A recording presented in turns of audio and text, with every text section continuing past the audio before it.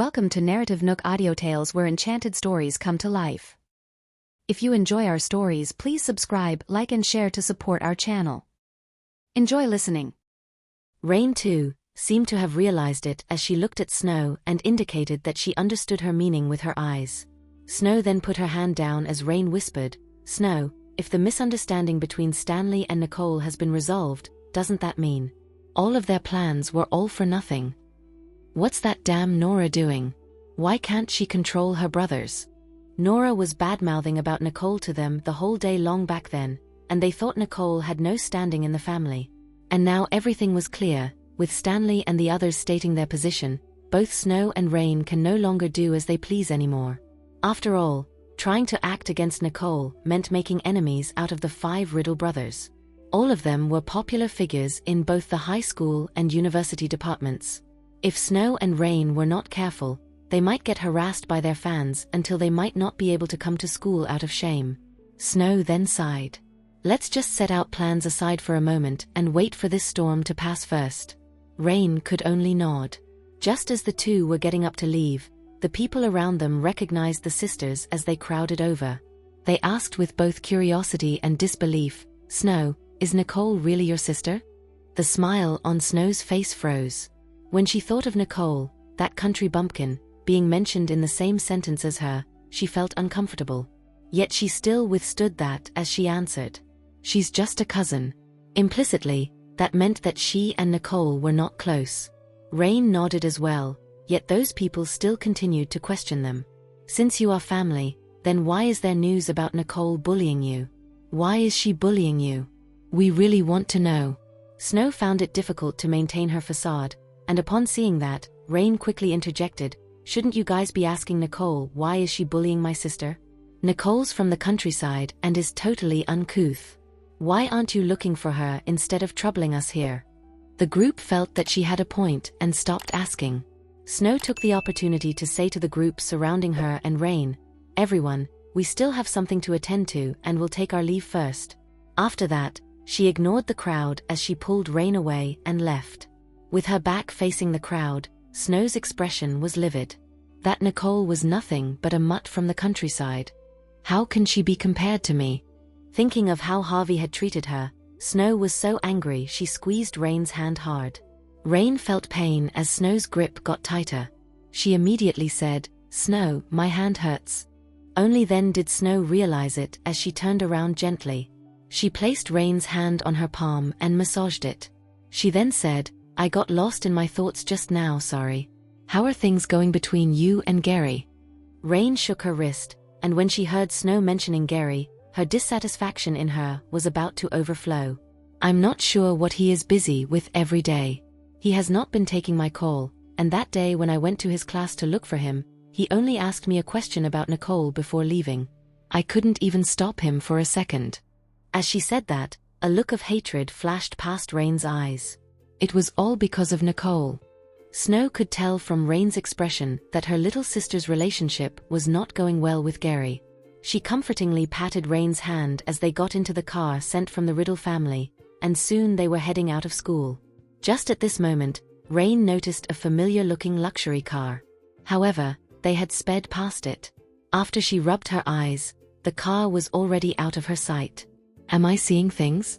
The logo on the car belonged to the same car that Mr. Rogers Sr. had sat when he came to the Riddle family manor to look for someone. What was the Rogers family car doing in the Royal Creek Institute? Rain turned around, and just as she was about to tell Snow about her discovery, she suddenly saw the thing her sister was fiddling with. Her eyes were immediately drawn to it. It was an extremely brilliant pink diamond, nearly 3 centimeters in diameter. Rain had already forgotten about the car logo as she leaned close to Snow and wanted to get a better look at the diamond. Snow, however, frowned as she put the diamond away. Rain watched enviously as the diamond was put into an ordinary black box by her elder sister. She looked up at Snow as she said in a pleading tone, "What is that, Snow? Can you let me have another look?" Snow, however, ignored her request as she said flatly, "It's a gift from Harvey." Sure enough.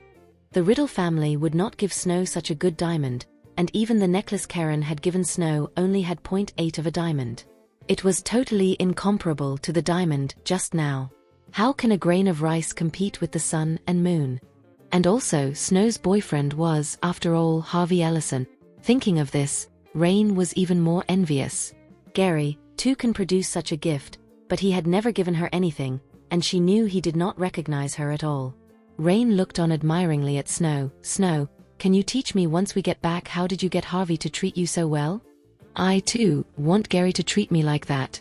Snow glanced at her little sister and did not tell her that Harvey was being very ambiguous toward her as well.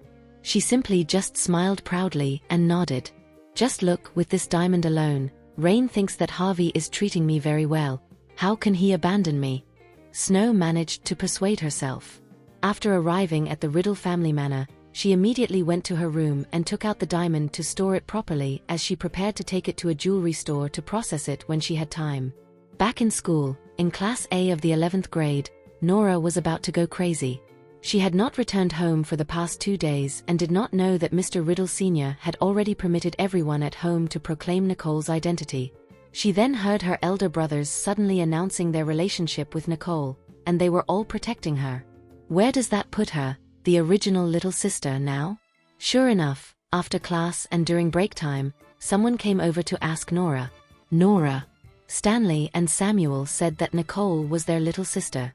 How about you then? Is Nicole your little sister too? Everyone did not expect another daughter to appear in the Riddle family, so the only thing they could think of was Nicole was most likely Nora's little sister. Ugh, yes. She was kidnapped and sold when she was young, and we only recently found her in the countryside and brought her back, Nora said, omitting the fact that she was the fake daughter instead. Is that so? From the countryside, huh? No wonder she is so uncouth. A disdainful look immediately appeared on the faces of the surrounding students when they heard that. Nora immediately pretended to explain. Sorry, I didn't make it clear to you all because I didn't want to get implicated alongside her. After all, you've seen it for yourselves. The moment she came here, she caused a lot of havoc. When they heard this, everyone stood on Nora's side. We understand. If I to be ashamed if I had a little sister like that. Yeah, she's just so uncouth, someone said angrily, but before the person could finish the sentence, another voice interjected. Lower your voice. Now that the Riddle brothers have already put out a statement, you want to go and apologize to Nicole. Now, no one dared to talk ill about Nicole, so they simply just returned to their seats. When Nora saw the people that would bitch about Nicole with her, not daring to say anything more about Nicole, she was furious. Nicole, if you think you can turn things around just like that, dream on. As long as I'm a daughter of the Riddle family. No one knew what Nora was thinking. After school, Nicole went to the cafe as usual to provide tutoring to Austin and the others. Upon going through their homework, she gave them a somewhat satisfied nod. Your revision is going great. It looks like you guys weren't stupid, just that you weren't studying. After tutoring them for the past dozen days, Nicole found out that they were all smart students but were simply just too playful. After receiving a rare compliment, a clear look of joy appeared on the faces of Austin and the others. Austin patted his chest as he guffawed. Well, because of who my boss is. Everyone, too, joined in the laughter. A smile too appeared in Nicole's eyes as she looked at her watch and said, I should be going. It was time to go back to look after Mr. Riddle Sr. taking his medicine, so it was better for her to head home to supervise that. Austin and the others nodded as they packed their things up. The few people said their goodbyes outside the cafe as Nicole then slowly walked toward the school gate. She had something in her mind, but it was not reflected on her face at all. She had already sent out a message, yet there was still no news about the silver fragment. Nicole had reached the school gate by then and ignored the weird glances coming her way. It seems like everyone looking at me is acting somewhat strangely today. Nicole pondered about this with a blank expression. She did not know that Stanley and the others had kicked up a storm in school. Yet, just as she got to the school gate, she saw 2 bodyguards in black suits and sunglasses standing there. Nicole then frowned. At that moment, the muscular man in a black suit spoke. Miss Nicole Riddle, right? Our master wishes to see you, so come with us. Nicole then took a peek at the car behind them and immediately understood what was going on. The Rogers family, huh? She gently frowned as a tinge of irritability colored her voice. Not going. They have never met such an uncooperative before. They had gotten orders from Christo Rogers and drove to the Royal Creek Institute with his personal vehicle to pick Nicole up. They thought that she would have gotten into the car with trepidation, but who knew she would straight up refuse. Remembering Mr. Rogers Sr.'s orders, they gritted their teeth. Sorry about this. They actually want to get physical. Nicole raised her eyebrows, and a chilly glint appeared in her eyes as she quietly watched the two before her without moving. At this moment, a faint voice came behind her. I'll send you back. Nicole turned around and saw Jared walking toward her with a smile on his face as he straight up ignored the two men there. A smile, too, appeared in Nicole's eyes. The two bodyguards walked over with a solemn look on their faces. As members of the Rogers family, how could they not know Jared? But why was he here? Recalling Mr. Rogers Sr.'s orders, one of the men gritted his teeth and walked forward as he bowed respectfully at Jared. Mr. Jared, Mr. Rogers Sr. has a need for her. Please do not make this difficult for us. Jared did not even deign to look at the two as his eyes were affixed to Nicole. Nicole, too, looked at him as she ignored the two men behind her and walked toward him. When Jared saw her movements, the smile on his face deepened. How could the two men just watch as Nicole leave like that? They stepped forward and wanted to grab Nicole by her hand, yet Nicole seemed to have eyes at the back of her head as she deftly avoided that with a shake of her shoulder. As he watched the two men's movement, a cold glint appeared in Jared's eyes. Seeing that they were still coming forward, he tossed the car key in his hand at the two, hitting the first under the ribs before rebounding to the second, hitting the person in his waist. Although he may look like he did not use much strength, the two fell to the ground in pain. Nicole watched his movements, and a look of appreciation appeared in her eyes. Using your opponent's strength against himself. That's the greatest attainment in martial arts. Jared walked to the two of them as he bent over gently to pick up the car key, his voice flat. My hands slipped. The two were squirming in pain and froze the moment they heard Jared's words. Immediately after, they rolled even more in a frenzy. Yet, what could they do when their livers were already so painful from the anger? Jared ignored them as he walked toward Nicole. His entire person looked extremely carefree. Nicole, too, heard what Jared said as her eyes squinted a little, revealing a misty glint within them. He did not say much as he blinked at Nicole. Get in the car. Immediately after, he got into the driver's seat as Nicole got in to open the door of the co-driver seat and got in. Jared looked at her smooth movements as he smiled.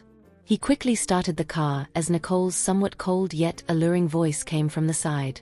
Thank you. Nice throw there. The two paid no attention to the screams of the two bodyguards behind them.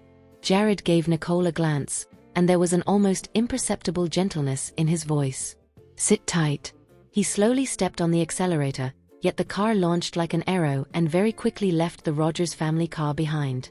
Looking at the speed from a single step of the accelerator, one could tell that this black car was many times better than those sports cars worth tens of millions. The bodyguards looked at the black car and clutched their ribs as they quickly got back into their car and drove back to the Rogers family manor. With Sean's help, Mr. Rogers Sr. slowly sat down.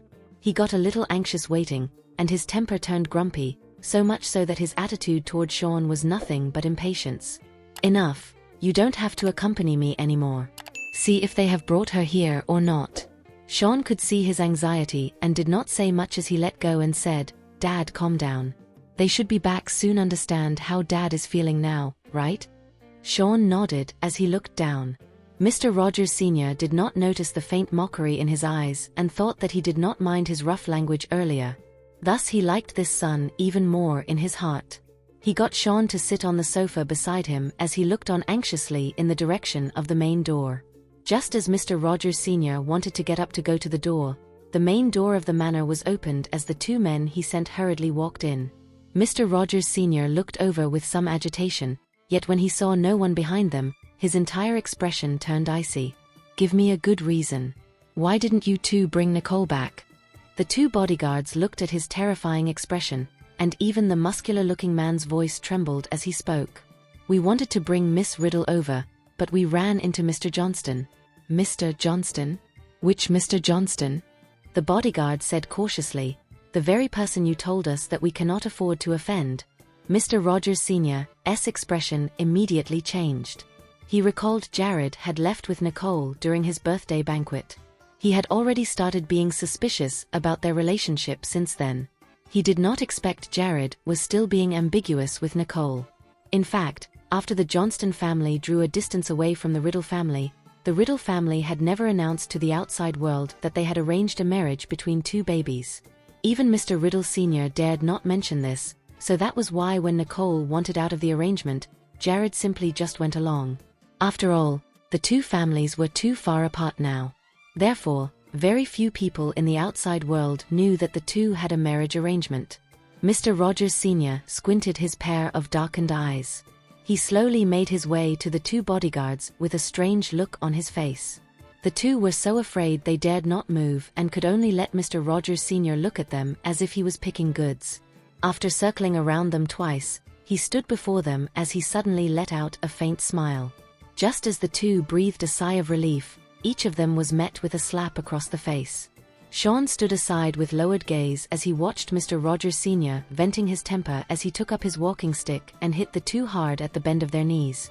The solid pear wood walking stick was no joke. With just the two hits, the legs of both of them went weak as they almost fell onto the ground. Mr. Rogers Sr. panted in exhaustion as he cursed at them. Useless. The two of you useless. When Sean saw them still standing there, he frowned a little as he hissed. Why are the two of you still standing there? When they heard Sean's voice, it was as if they were receiving some sort of salvation. They could not care less about their swollen faces or their weak legs as they quickly scurried out. Sean quickly walked to Mr. Rogers Sr.'s side as he gently patted the latter on the back, helping him to calm down. Mr. Rogers Sr. grabbed Sean's hand as he let out a long sigh. His voice was finally filled with the powerlessness and vicissitudes of an old man. Sean, tell me, why is it so difficult for a person to want to live? A glint appeared in Sean's eyes as he let out a faint smile and said somewhat impassively, Dad, you'll definitely live a long life. This was both ambiguous yet sincere at the same time. Mr. Rogers Sr. ignored Sean's avoidance of his question. He knew his body very well. He had already finished the medicine Nicole had given him, and he actually felt that he was getting weaker by the day, as if something was slicing at his heart. He had already seen many doctors, at home and abroad, and Nicole may very well be his last hope. Nicole may very likely hold clues to that mysterious overseas doctor with her. The reason he was so obsessed with her was that he wanted to get those clues from her. Yet now, as he looked at his two hands, Mr. Rogers Sr. felt an unprecedented sense of frustration. Mr. Rogers Sr. walked somewhat tiredly toward his room. Sean wanted to follow but was stopped by Mr. Rogers Sr. I want some quiet time by myself. When he heard this, Sean immediately stopped. As he looked at Mr. Rogers Sr.'s figure gradually disappearing into the dim corridor, Shane turned to look at the dusk outside the manor as a cold smile appeared on his face. The time is nigh. The old man could be really old, and he is extremely fearful. He had done everything in his power to extend his life. So much so that he could not even see through Christopher's tricks. But that Nicole. Sean had never seen such a person who didn't give the Rogers family any face. However, she was still someone of high birth, so she might have some level of conceit to her. When Sean thought of this, he snorted as he took the skin-colored gloves off his hand and tossed them into the dustbin with disgust. The old man's will has already been changed. He only needed to entertain him with this faux filial piety for a while longer than he could see him off. Jared sent Nicole back to the Riddle family manor, and before getting off, he gently grabbed her wrist. Are you heading back after this? Nicole had no idea that the person who almost tracked down her IP, the person that she had been so on guard against, was before her. She paused for a moment and then nodded. She had no plans to stay the night at the Riddle Manor. Oddly enough, when a person grabbed her wrist, she would smack the person silly by conditioned reflex, yet when Jared grabbed her wrist, she showed no signs of struggle at all. Even Nicole herself felt a little incredulous. Jared's lips curled upwards as he heard that. His face, while basking in the twilight, had an irresistible charm to it. I'll pick you up later then? Nicole paused for a moment as she turned and looked at Jared with puzzlement on her face. Aren't you busy? Jared's smile paused as he slowly let her go and started to doubt himself. Am I not handsome enough? Why is Nicole always so resistant to me? Nicole looked at his expression with a smile in her eyes. She grabbed Jared's hand and his eyes immediately lit up as he looked firmly at her. As if he saw through the shallow facade in her eyes, a half-smile gradually appeared on his face. You did that on purpose? Nicole looked at him, his eyes gleaming bright like clear lake water in autumn. It may look cold, but her lips subconsciously formed a shallow arc. That was exclusive only for him. Jared looked back at her in the eyes, and as he saw himself in her clear, bright eyes, his mood inexplicably became much better. Go in then. I'll wait for you. Nicole nodded, and just as she opened the door, she found out that 3 big mushrooms had sprouted by the Riddle Manor's main gate.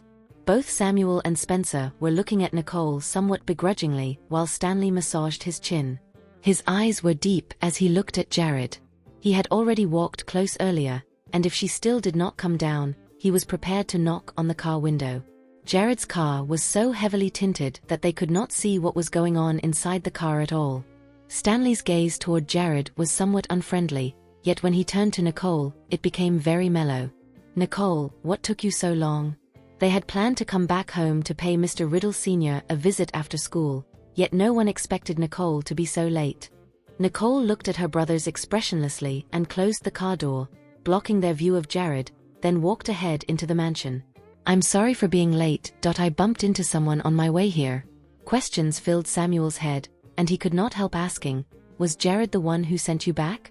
Nicole nodded.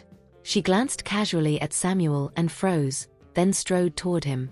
Who did this? She said with an unconcealable, bitter voice. Samuel's black eyes were conspicuous, and it was apparent that he had been punched. When Nicole got angry, she looked intimidating. Samuel was transfixed for a second before he realized she was asking about his face. Samuel looked at his 2 brothers bitterly before courageously pointing at them. It was them. Nicole followed his finger with a strange look on her face. It was they who hit you. Samuel was pointing at none other than Stanley and Spencer, nodding his head vigorously. He knew what Nicole was capable of. She was the martial art champion in the country, more than capable of fixing Harvey. Yes, it was for Stanley that I was hit. Avenge me, Nicole. For Stanley. Nicole looked at Stanley suspiciously. What the hell was going on? Stanley sighed and told her exactly what had happened. Nicole listened and was surprised because Harvey had an argument with her brothers because of her. She looked at her 3 brothers, who were beaten black and blue, and felt sorry for them. Her brothers did not know what she was doing, which was entirely normal, so she thought Harvey should not be so nosy. But after knowing that her brothers had finally gone to the radio station to clarify the matter, her voice became soft. In fact, I don't really care what they say, but I really thank you all. For the first time in her life, there were so many people standing up for her. No wonder when she returned to school and so many eyes looking at her, but none of them were hostile like before. Looking gratefully at her brothers, Nicole stepped forward and gave each of them a gentle hug. Thank you for everything, she said. Samuel was the last person whom Nicole held. He was transfixed, not even knowing where to put his hands. His sister felt like a soft, warm cloud gently fell into his arms. He did not dare to touch her for fear that his uncouthness would break his sister. If Nicole had known about what Samuel thought, she would have burst into laughter. She was the one who tried to be as gentle as possible, afraid that she would break him and the others. Spencer looked at Samuel's reaction and mocked him, saying, "What's wrong with you? You look almost like a cripple. So much for a sports talent." As Nicole let go of Samuel, he then said angrily to the others, "I was just afraid to break my little sister." Indeed. He was fearful of her breaking her because he thought she was fragile. Everyone could not help but laugh as they all shared the same thought. Seeing them laughing at him, Samuel became anxious. What are you all laughing at? Aren't you all also psychons? Smiles faded from their faces as they all were embarrassed upon hearing what Samuel said. There was no denying that after Nicole returned to the family, they all became siscons through and through. They had never treated Nora like this before. They could not help it. A biological sister was a biological sister. It was different. Spencer hesitated for a moment and said, "We have gotten back our long-lost sister. Of course we will pamper her." He looked up at Nicole with light in his eyes and continued. I'm proud to be a Siscon. Samuel shared his emotions and quickly nodded. Me too. Unlike others, Stanley's reaction was nothing over the top, but he still fully understood this feeling. He walked over and put his arm around Stanley and Spencer's shoulders. Okay, we're all the same. They were not the only ones. He found that Sean and Steve's attitude had also changed to becoming much gentler with Nicole. Feeling the love of her brothers, there was an indescribable emotion in her eyes. Nicole could feel their love and concern for her. It was a warm feeling that she had never experienced before. She looked at Samuel and others with affection. Thank you so much. It's good to have you all. They may not fight as well as she did, but they were genuine and willing to do whatever for her. It felt so good to have a family. They all finally calmed down and walked into the house together. Nicole first went straight to Mr. Riddle Sr.'s room. As she opened the door, she saw Daniel by the bed. Daniel did not leave last night. He and Gloria had been staying at the mansion the entire night. Meanwhile, Damien was probably still at work and had not returned. There was a look of surprise in Daniel's eyes when he saw Nicole. You're here. Nicole nodded. She asked Daniel to help Mr. Riddle Sr. to sit up and then fed the other half of the pill to Mr. Riddle Sr. and picked up a glass of water on the bedside table so he could swallow the pill with water. Daniel watched on. When he saw his daughter doing all this like she had been doing it for the 1000th time, he asked curiously, Did you study medicine before? Nicole continued what she was doing while saying in a calm voice, I was interested in medicine. So I taught myself.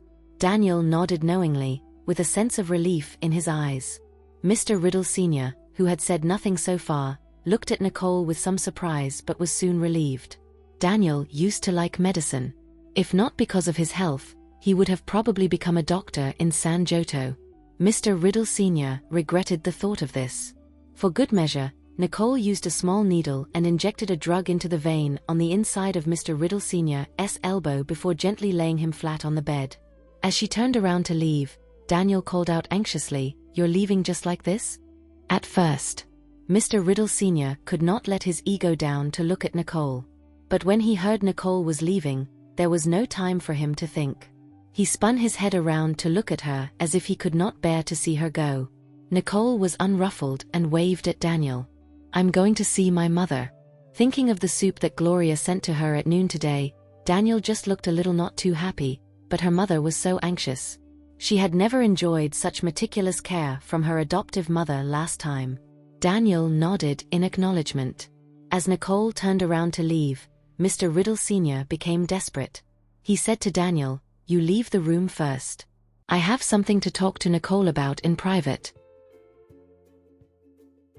Daniel was surprised by Mr. Riddle Sr.'s request, but he quickly nodded in agreement and called out, Wait a minute, Nicole. Your grandpa wants to have a few words with you. Nicole was stopped in her tracks upon hearing that. Daniel left the room, leaving plenty of room for the two of them. Mr. Riddle Sr. looked at Nicole from behind and sighed softly. Come over, Nicole, he said with no hesitation. Nicole turned her head and looked at Mr. Riddle Sr. with clear, cold eyes. She knew that Mr. Riddle Sr. was semi-conscious during the operation. So he probably knew that she was the one who had operated on him. Grandpa, you should take a good rest. She was not a person who likes to take credit for everything, so she did not want Mr. Riddle Sr.'s thanking her. Am I embarrassing you now? Mr. Riddle Sr. pretended to be angry. Nicole had no choice but to go up to him. I've never felt that way, Grandpa. Even though you still don't know me well, we are always a family. This was the reason she saved Mr. Riddle Sr. Knowing that she was so sensible, Mr. Riddle Sr. suddenly felt ashamed of himself. He nodded his head gently and said, You're truly Daniel's lovely daughter and my precious granddaughter. Earlier, when he saw Nicole was self-motivated, he started to change his mind about her and supported her in taking part in the competition.